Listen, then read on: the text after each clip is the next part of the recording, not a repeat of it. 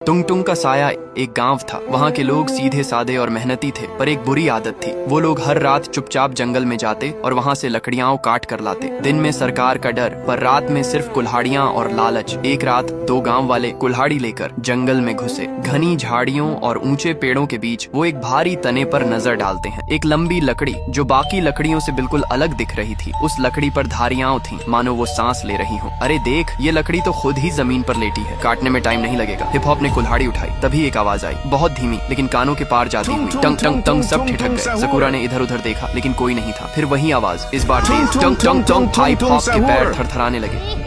भूत है क्या? ये सकूरा फिर भी आगे बढ़ा और कुल्हाड़ी से उस पर वार किया। ची छा एंग, सकूरा के कुछ चीज अगर लगी और वो गिर गया। हिप हॉप भगा, झाड़ियों में ढंसते चले गए, लेकिन हिप हॉप भी उस रात वापस नहीं आया। अगली सुबह गांव की चौकीदार, जो हमेशा साहसी माना जाता था, उसको खबर मिलती है दो लोग जंगल में गए थे, लकड़ी काटने लौटे नहीं। चौकीदार के चेहरे पर चिंता थी, कहीं जानवर तो नहीं। उसने सोचा वो जंगल के पास तक जाता है, लेकिन वहाँ जैसे ही कदम रखती है कुछ सुनाई देता है। टंग टंग सुनते ही उसके पैर कांपने लगे। वो पीछे हट जाता है। पूरे गाँव में चर्चा थी, लकड़ी खुद चलने लगी है, जिसने भी उसे काटा वो गायब हो गया। और अब लोग उस आवाज को टंग टंग कहने लगे थे, क्योंकि वो आवाज रात के अंधेरे में चारों ओर गूंजती थी। टंग टंग टंग। बूढ़े लोग बोले, ये लकड़ी नहीं, कोई रक्षक है जंगल का। अब कोई भी जंगल नहीं जाएगा। अब गांव के लोग रात होते ही अपने दरवाजे बंद कर लेते। बच्चों को बाहर खेलने से रोक दिया गया और टंग टंग की आवाज हर रात गूंजती रहती, धीरे, फिर तेज और फिर बिल्कुल करीब। एक लकड़हारा जो इन अफवाहों पर विश्वास नहीं करता था, पुष्पा, वो बोला, मैंने तो अपनी जिंदगी जंगल में ही काटी है। आज भी जाऊंगा, लकड़ी लाऊंगा, देखता हूँ कौन रोकता है। रात को वो अकेला जंगल में गया